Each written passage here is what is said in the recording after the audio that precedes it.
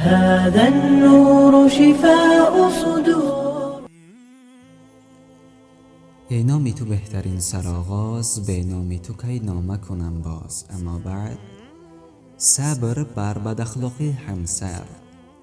روایت شده است که یکی از صالحان با زنی بداخلاق ازدواج کرد. از دست زنش چنان ناراحت شد که صفای زندگی را برای او تیره و تار نمود و روزش را به شبی تاریک مبدل کرد.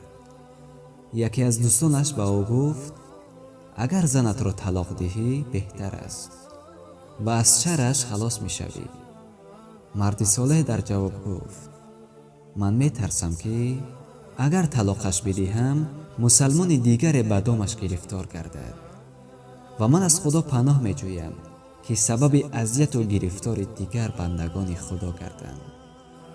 دوستش به او گفت تو با او چگونه رفتار میکنی؟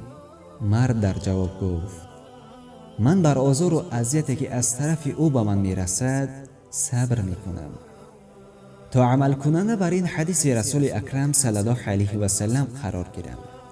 یعنی هر مردی که از بدرفتاری زنش صبر داشته باشد، خداوند متعال پاداش مثل پاداش حضرت ایوب علیه السلام به او میبخشد و هر زنی که از بداخلاقی شوهرش صبر داشته باشد، خداوند متعال مانند پاداش حضرت آسیه علیه السلام همسر فرعون به او میبخشد.